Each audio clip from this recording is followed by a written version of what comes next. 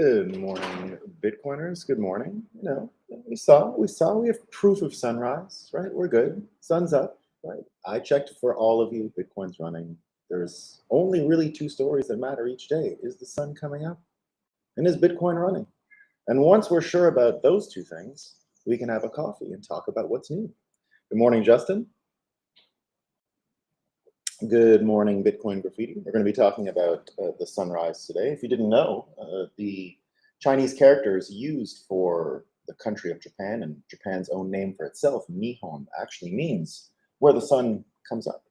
And to this day, the international dateline does, there's a couple of those islands, but the first major country to feel the new day, to start the new year, to start whatever it is we're doing, it's Japan.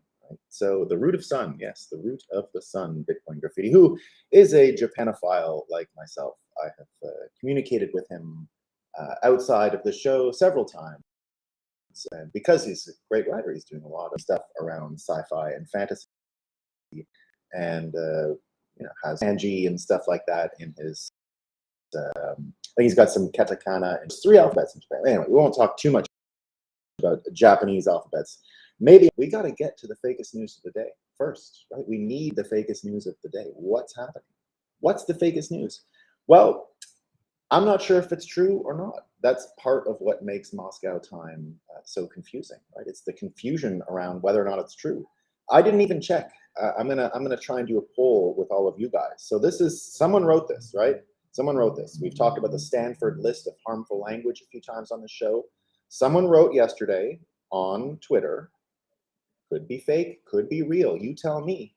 They say the phrase, "now we're cooking with gas," is on the Stanford's list of harmful language. True or false? I don't know. Someone's gonna have to fact check. It's true, it is, Justin says it is. Now we're cooking with gas is truly, I didn't know. I'm glad,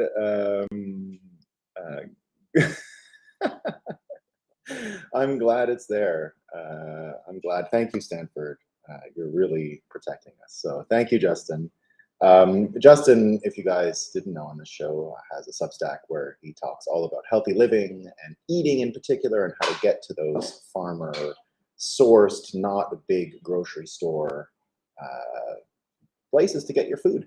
If you ever make it down to Barbados, I know all the farm fresh beef you need here. There's only a couple farms that are running, but you can get it. It's pretty cheap. It's the same price as you'll pay in America. Very good stuff. So there you go. The grass isn't as delicious as back in America, though, so you can taste it in the meat, but the meat is great. It's better than frozen American meat getting to an island. Right? We don't always have that. So what's new today? Well, we're going to get to a few things. We're going to get to the Corvette Protocols, right? The famous Corvette Protocols for managing documents, but that's a minor story. We're going to get to it. We're going to start, though, with another Twitter files. And I got to say right off the bat, right? I've said it a few times now, the Twitter files. I wish there was a place to go to see all of this stuff and figure out where all of the, like a headline, an article that accompanies some kind of an interface for all these Twitter files, because it's hard to even keep up. I think people are missing some of it. That's fine. I mean, we've already heard enough type of thing. And we're going to talk about already heard enough a lot today. But we will quickly go over the Twitter files number 14, Matt Taibbi at it again. And this one is all about the Russiagate lies. So it's all about Russiagate. So really quick, we'll go over it. This is from a Devin Nunes, the Republican who was on the whatever committee, right? All these things about Russiagate, by the way, it's so confusing, so boring. It's so boring. We're not even going to talk too much about it, of course. We're going to move on to why it's important and what's going on with it. But talking about how when there was the Inspector General, Michael Horowitz, and the Justice Department that looked into what's actually going on with the bots and the Russia stuff, and was it real? It turned out that Nunes's report showed it wasn't real. And a bunch of congressmen on the Dem side kept pushing mainstream media, in particular Twitter, to first of all, stop the hashtag that asked to release this report about how effective Russian propaganda really was. Everyone realized it wasn't. They went ahead then and said that this release the report for Devin Nunes was also part of the Russian bot machine, right? So this hashtag was fake. They were saying it was Russian misinformation, and so everyone was saying, well, it's not that important to actually memos. And here's another one of these insidious moments: the talking point drop, and Matt Taibbi underlines it here. So you get MSNBC, and watch you can tell one because of the repetitive nature and regurgitation of being used again that wouldn't normally be used in whatever context. Here's Joy Reid. We love Joy Reid, right? Joy Reid and Fetterman and all these guys, they have to really form some kind of a real effort in the next election, because it would be great to see them with more profile. She says, 2 ex-DOJ officials on Nunes memo. She calls it a bad joke, in quotes, right? That's MSNBC. Move over to the Hill. Andrea Mitchell, Nunes has turned House Intel Committee into a joke. This is from Washington Post. The Nunes memo is out. It's a joke and a sham. Ex-RNC chairman rips Nunes memo for the joke it is. The Onion is mad you're stealing their material. So it turns out the Nunes memo was totally legit, right? So totally 100% normal, legit. This was underlining that the Russians were not effective, that there was a lot of real organic stuff, and everyone trying to get this memo out legitimately wanted it. And so what ends up happening here is you look at, let's call it the bad faith of certain actors who at this point in the game knew the Mueller thing was stupid, knew it was a lie, knew the Russian bot argument was a lie, and were still pushing Twitter and everyone else around to keep the narrative intact. And Matt Taibbi had a really great, so he did on his own Substack put an article with it. It says, America needs truth and reconciliation on Russiagate. The Twitter files offer just the latest reasons why, but it's long been obvious that unwinding the big lie would be a key first step on this country's road to healing. And he comes up with a really great frame for how to go forward, and that's the one we're going to talk about. And it echoes what I said right in the days after the 2020 election. That's what I like about it personally, because it confirms my own sense of things, which, you know, every piece of research that agrees with us is the right kind of research, right? That's what I believe. What he's saying here is that we have a lot of problems in this country, and there are serious arguments to be had between blue and red about all sorts of issues, from immigration to the wealth gap to abortion and race. But the country is currently paralyzed by distrust of media that runs so deep that it prevents real dialogue. And that situation can't be resolved until the corporate press swallows its pride and admits the clock has finally run out on its 7 years of loony Russia conspiracies. It's over, you nitwits. It's time to stow the Mueller votive candles, cop the coverage pileup created by years of errors, and start the reconciliation process. You'll be tempted to shout, but Trump, stop the steal, QAnon, derp. Don't do it. Don't be the Japanese soldier still clutching a bayonet to defend the forgotten atoll in 1960. Forget Trump, you need to clean your own house first. Expunging the years of absurd deceptions has to happen if media companies ever want wide audiences to trust them again, and that starts with admitting the obvious screw-ups like this case. So what he's basically saying here is we got to be able to talk about Trump, right? And talk about Mueller and talk about Russiagate in a way that isn't about the boring stuff that I just mentioned. Oh, they did this then. Can you believe it? America, they stole the election. And I'll say it on the other end, right? So if Democrats need to open their eyes and talk about this stuff, which I think it's exactly what I said when the 2020 election ended, and we were in that period of about a week when there were 2 presidents and nobody knew, and everyone was looking at SPF's election prediction chart and wondering who was going to win according to the Wall Street people. Remember, FTX had the election prediction chart. The so-called unbiased, unsentimental Wall Street people. Look what they're betting on, right? They know they're all into odds and statistics. It's definitely them who will know. At the time when it was all going on, I said, well, we're never going to get anywhere going forward if we can't just talk about Russiagate, Mueller, the 2016 election. Forget the 2020 election. We couldn't even talk about the 2016 election. And so I gave up right there, right? I gave up right there as far as wondering about 2020 election, how we were going to solve these things. I sort of had a feeling it was going to go the way it did. And I accepted the results that minute, saying, well, okay, that's fine. And I'll even say, if it's Democrats who need to be able to talk about Mueller, Republicans and Trump folks, right? They have this sense of the 2020 election. Oh my goodness, right? They treated it like Woodstock, and like, oh, it's our country and it's sentimental and we're a republic and a democracy. I mean, get with the program here. Stop it. Stop clutching the pearls. Let it go. Let go of the candles. Right? That's not what's taking place here. This is not the thing you're saving. It wasn't that before.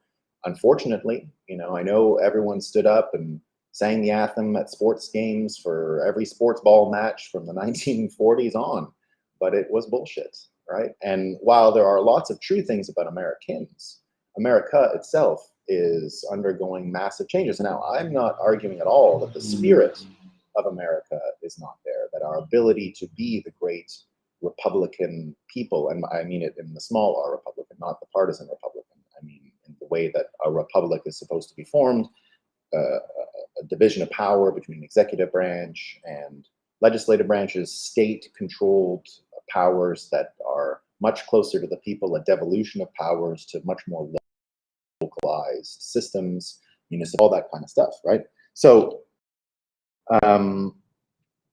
when you think about the way Trump and everyone handles the 2020 election, it still is this nostalgic tour about making America great again. And look, I love the slogan, Make America Great Again. I always thought it was excellent branding. And we talked about the fourth turning and how that first era really was great, right? It really was. There was a lot of amazing stuff. And we definitely want another era like that again, right away, built on a Bitcoin standard. And that's what we're working for, right? We want to see that in the short term. But nevertheless, thinking that overturning somehow the 2020 election is going to be a solution is insane, right? It's never going to happen. And not only is it never going to happen, it is a little bit like the Woodstock nostalgia thing. Like, let's go and fix our country with the systems that exist already, and we're going to get a fair hearing from media. You're not going to get one, ever. They couldn't even handle the truth of the 2016 election, as I said, right? They couldn't even handle it. And when you think about, let's call it evil, the evil required on all sides, right? The people who know the 2020 election is never going to be overturned and are just pushing for money and attention and what about this thing and what about that, and wait until we find out about that thing and then it's all going to change. We're 2 minutes away from taking control again, and all the things that led the QAnon people into their misery in 2020 and into their own trouble, right? And we're not happy about anyone in J6 who's in jail. Absolutely, it's an atrocity and an embarrassment to America that this is even happening. But it's a predictable one, right? A lot of people, like Mike Cernovich, warned folks not to go to Washington, D.C. on January 6th, 2021, saying it's probably a setup. You're probably going to be in big trouble if you go there. He said out loud, I'm not going anywhere near that place on that day. It's not a good idea. Stay away, stay away. And this is the guy who I think hosted one of the biggest inauguration parties in 2016 for Trump, and who was there in all of that period in DC and became a White House correspondent in the first few months of that administration. That's what he did. And, he also did a really interesting interview yesterday regarding this Biden file case, and that's what we're going to talk about now. So remember, the first thing about the Matt Taibbi case is we're going to keep talking about it. He basically says Americans need to be able to talk about this stuff. We need to be able to talk about Russia, Mueller, in a way that everyone is at least on the same page and start working through what kind of a disaster everyone just went through. So Mike Cernovich goes on to forget the name of the show, one of these Rumble shows. Lots of people on Rumble these days, obviously. So he was on a Rumble show, and Mike Cernovich doesn't do too many interviews. If he does, I generally tend to pay attention because what he says usually is pretty close to the metal. And so, first of all, he's there to talk about the Biden document case. If you don't know the Biden document case, so remember the Mar-a-Lago, Trump had nuclear secret, FBI raided Mar-a-Lago, and it was the dumbest story then, and we knew it. It was all document management, right? Where are the documents? What about the documents? So now we're seeing the same thing happen to Biden. I think it's like 3 times in the past 2 days they keep finding these documents. Yesterday, he said one of the most idiotic but funny things, a typical, someone from that era would say, I guess, right?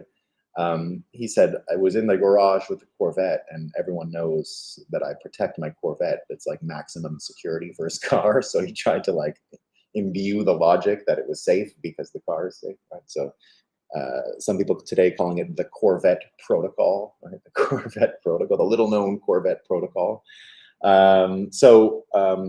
It looks like it looks like they have the documents now. There's a special counsel, Merrick Garland, who reports to Biden and the administration anyway. Merrick Garland, the Attorney General, opening up some kind of a special investigation or something. Lots of people weighing in, yet Kyle Becker says, so Joe Biden illegally took classified documents when he was VP. See, these are all documents as well from when he was VP. We've talked about them a bit here. This happened first with the Penn Biden Center with Chinese funding. I mentioned that on the show. I might have been duped. I haven't seen much word about that since. So retract mildly what I said about the Chinese influence there, in the sense that you need to verify it for yourself, because I have heard a few people doubt it since. So that's what I saw when I first saw it, and a few other people saw the same, but check that, please. Kyle Becker, so Joe Biden illegally took classified documents when he was VP, stashed them in a think tank closet and his house garage, all before launching a raid on a 2024 rival, then covered up a scandal until after the election.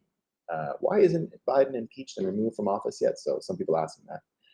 But here's the way some people are interpreting it, and this is the way Cernovich interpreted it. I think I more or less agree. Is suddenly finding classified documents how the deep state gets rid of Biden before the primaries, is what Scott Adams asked. And Cernovich asked more or less the same question. Is this a controlled demolition of Joe Biden? And now we're not going to argue if that's true or not, right? We're not going to argue if that's true or not. His argument is the following.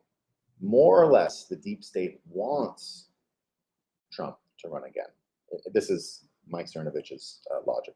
They want him to run again. So he describes a win-win situation where they do this to Biden. They get a lot of people saying, well, there's no deep state, right? We saw classified documents with Trump and classified documents with Biden. We are equal. We'll look for both. So it kind of removes that whole attack vector that we're seeing out in the environment right now with all of this Twitter files and everything we're learning about messaging and propaganda and manipulation and narrative control and all these other subjects. So Cernovich is basically saying that the 50, it's a win-win, because either you get to protect yourself from that argument, and then people say, well, that releases Trump from the specter of all of this stuff and investigations. And what Cernovich argues is that's kind of what people want. They think that Trump as candidate is in an unwinnable situation because of all the stuff that's gone before, the Russiagate, the Mueller, all that kind of stuff. So I just hit my audio. Let me know if the audio is going okay today, guys. I used a slightly different system. So make sure I even have it correctly. Oh, I might not. No, I've been using. Dang. Well, this should get better now. Sorry about that, team. I thought I had the right audio. Dang. Okay, should get better. Audio better from this moment on. So, yeah, it should. That was, you were on the crappy computer, just like live room audio. So I set it up before, but I have to reset I'm not going to bore you with the details. To get the camera to work, I have to reset it every time. Okay, good. Hello. Way better. Excellent. Great. Good news.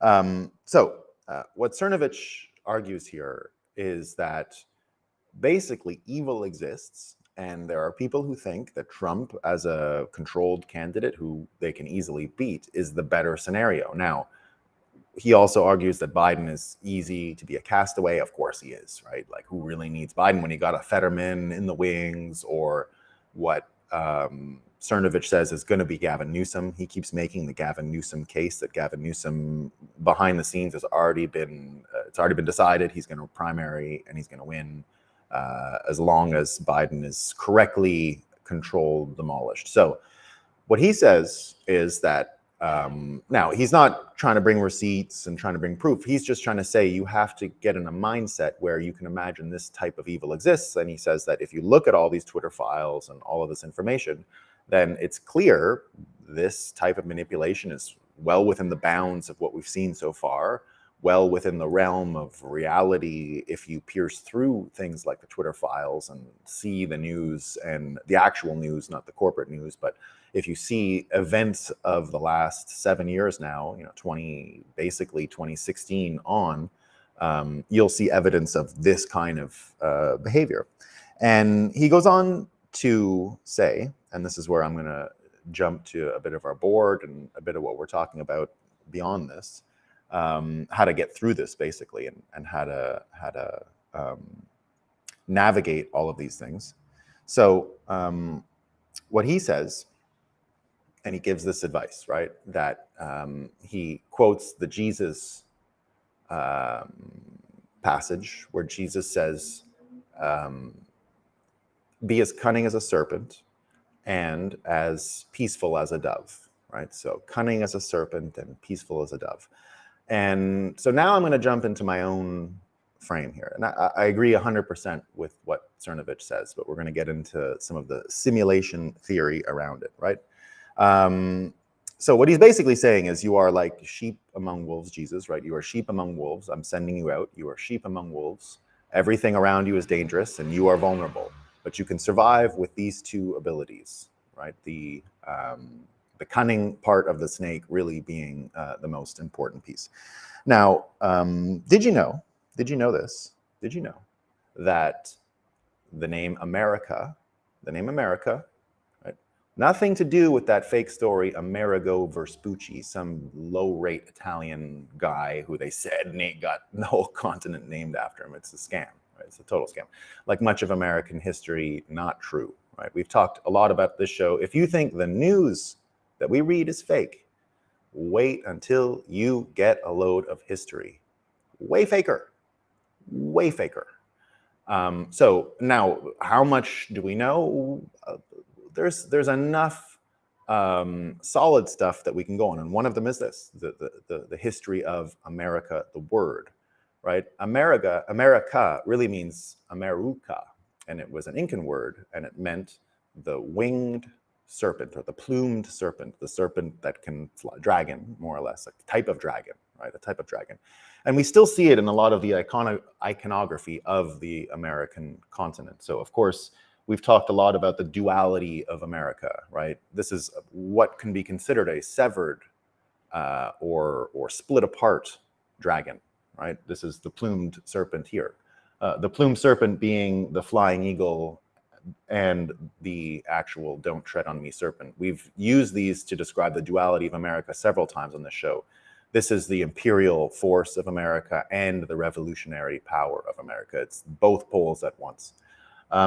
Mexico more explicitly maintained both images in their national symbol, being the eagle who's pinned a snake, much closer to the actual source of where the word comes from. But America comes from America, and that just means plumed serpent, right? So when you think of what advice Cernovich just gave about this duality and how we need to protect ourselves and what you need to do to go out in the world, I'm going to make the argument that it's more or less to be that American of your better angels or the spirit of America, right? The actual institutions are garbage, right? So the Woodstock thing, like I mentioned, that Trump is going on, we're going to fix the election systems, give me money, right? It's a scam. It's not going to work.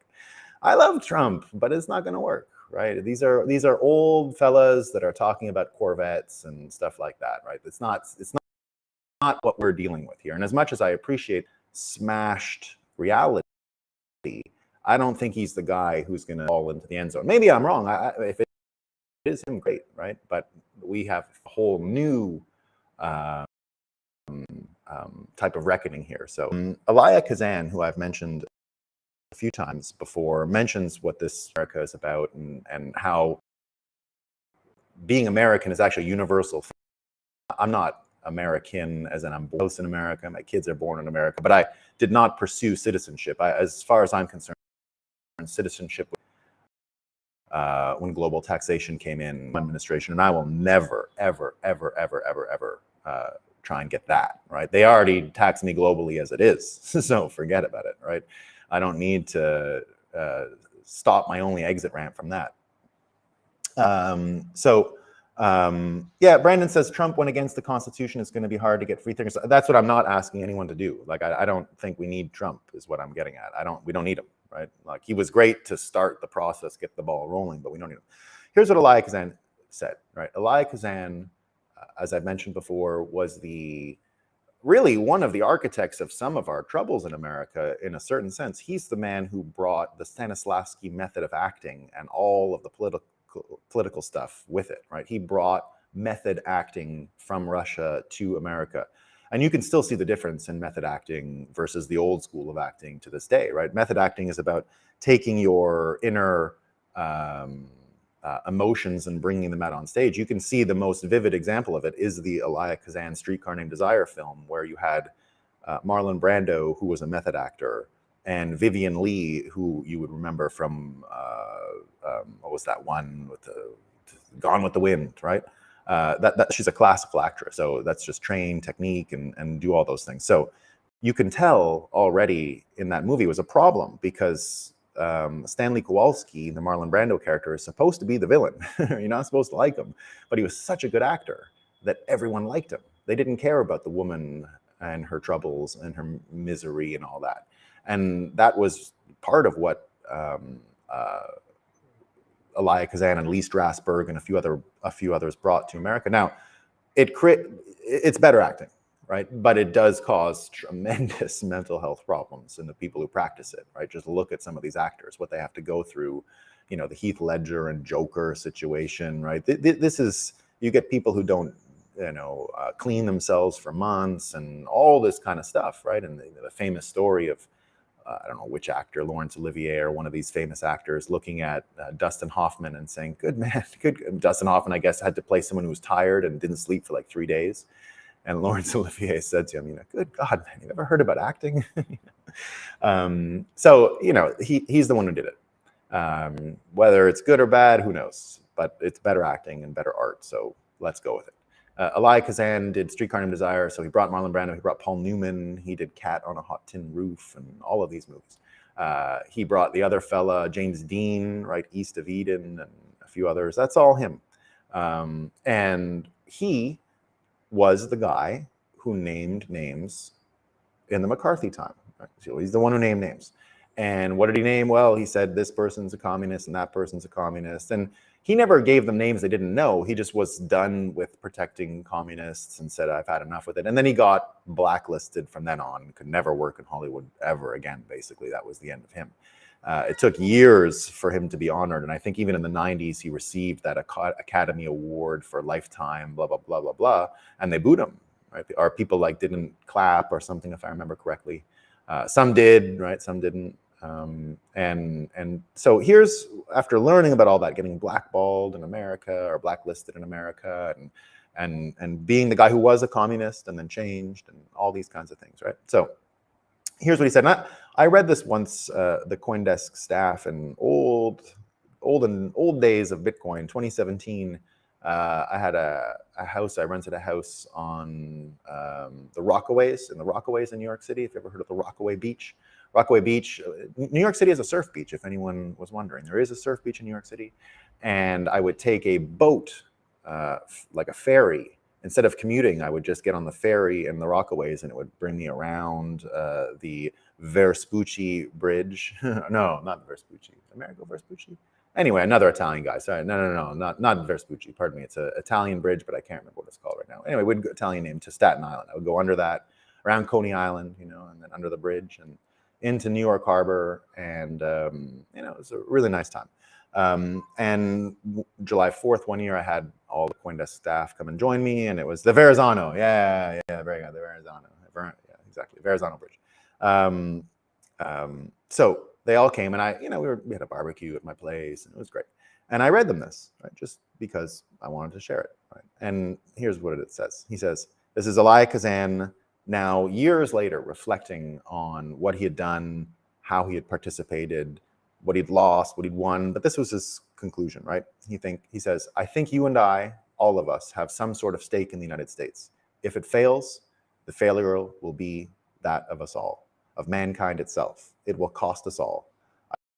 I think of the United States as a country which is in an arena, and in that drama being played out, I have seen that the struggle is the struggle of free men.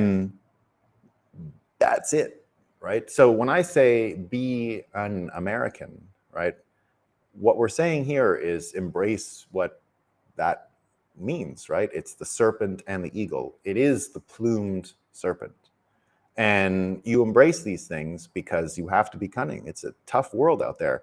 And if we're cunning enough, we're going to win. Because here's what else is going on, right? Here's the other amazing news that's happening, right? So first of all, just look at what's going on in China, also symbolized by a dragon, a plumed serpent, right? So this was not, they're not part of the plumed serpent continent, but definitely a part of their iconography. So trade between Russia and China, explosive in 2022 because of the war. China, lots of good news. They've just opened up, things going pretty well, it looks like. And here's the context that they wake up into, right? And remember, this is the context that Satoshi Nakamoto predicted, I think, the reason why the Japanese name is there.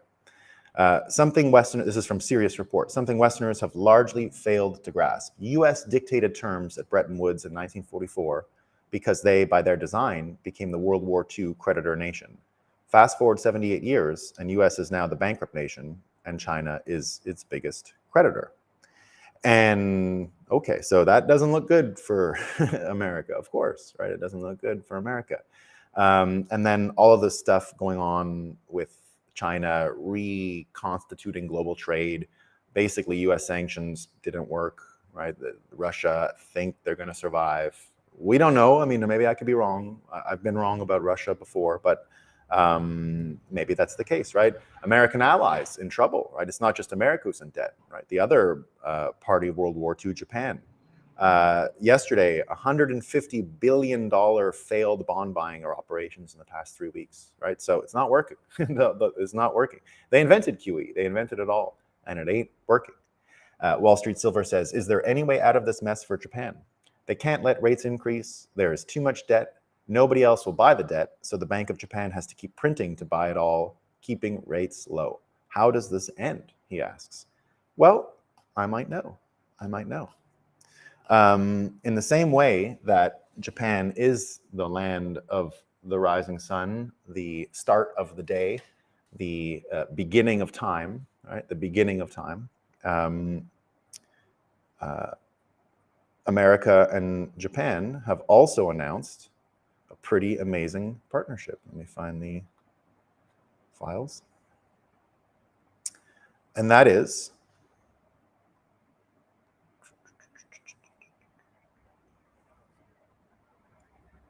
I thought I had them all in my notes, but that's okay.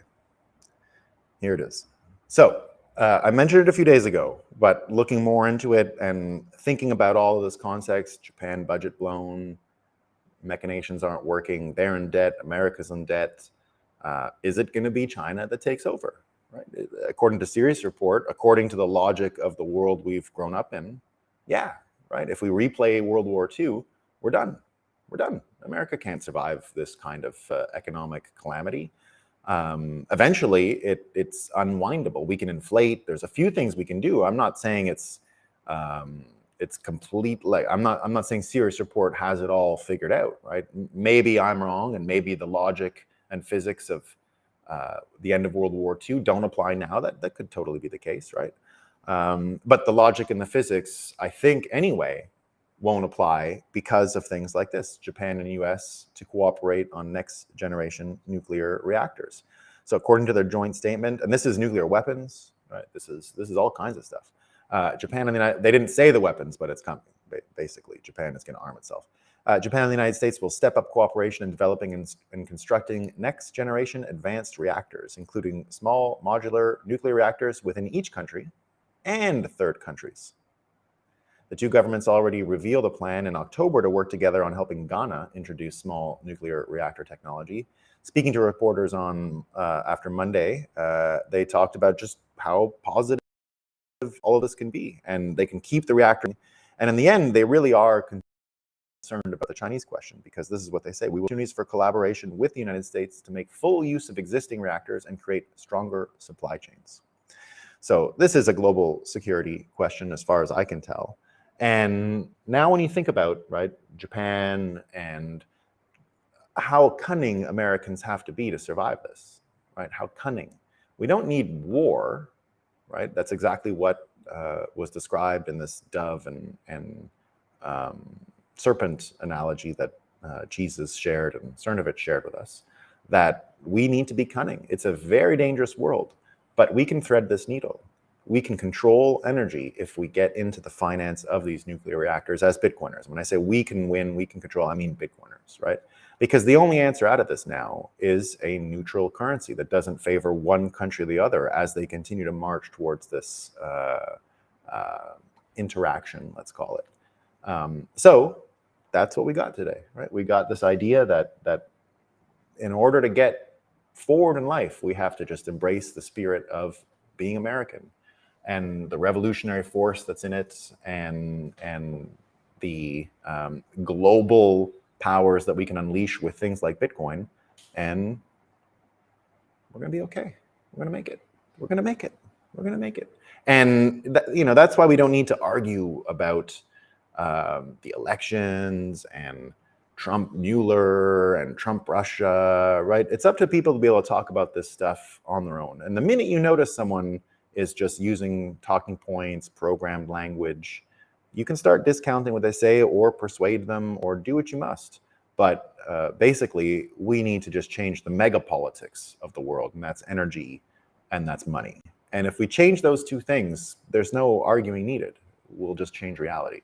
And all we have to do that is be American and get rich. We just got to get rich on energy. All right, that's what I got for you guys today. And because it's a Friday, that's why we try and do it a little shorter on Friday, because I have a call in 5 minutes. Different schedule on Fridays, So what else you guys got? What else you guys got?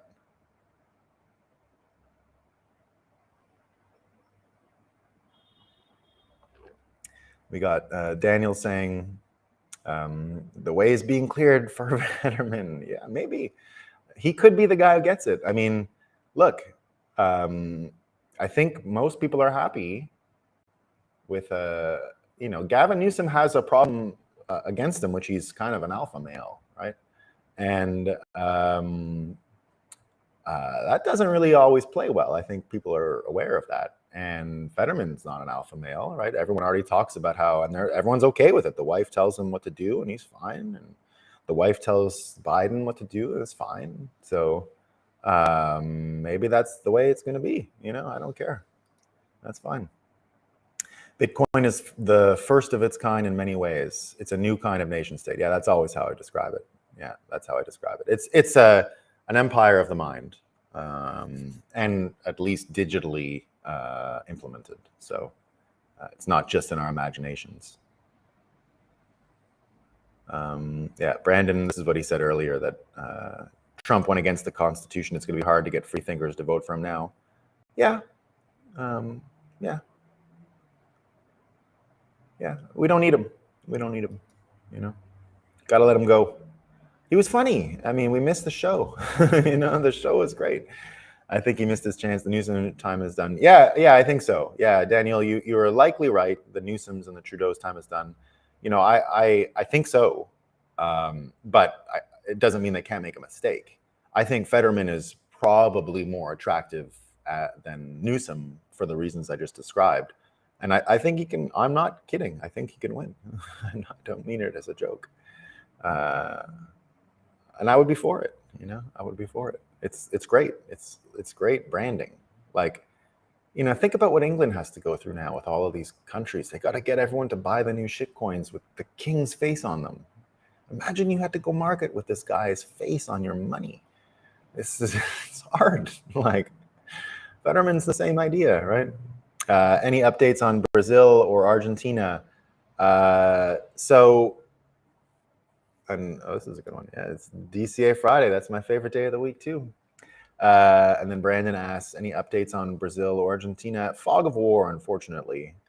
It looks like it's getting worse and worse where they've imprisoned all of those protesters. There's apparently kids and grandparents in these hot buildings where they put all the Brazilian, all the protesters who were in Brasilia.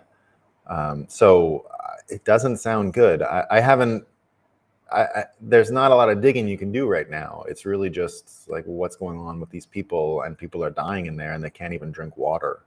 And Daniel says, keep an eye on Glenn Greenwald. I didn't have anything this morning other than, oh look, people are dying, which is fine. He's on Russiagate, Twittergate. He did a show on it last night. I think he's in the same boat, right? It is fog of war time and in Blur. So I don't trust much right now coming out of there. I mean, at least we know who's speaking under what context. I mean, we know Lula and no one else, basically. Matthew Tiermond. Matthew Tiermond's the guy to follow. He's the guy who goes on Tucker Carlson a lot. Following. All right, team. I'll see the minute there is a good update on Brazil and Argentina. Definitely doing a show.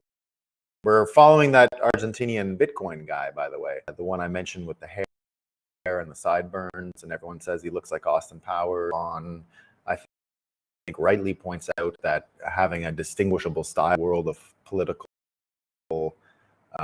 conformity is probably good for him. But says, excellent show. Have a great weekend. Well, I'll be back tomorrow, guys. I'll be back tomorrow. All right.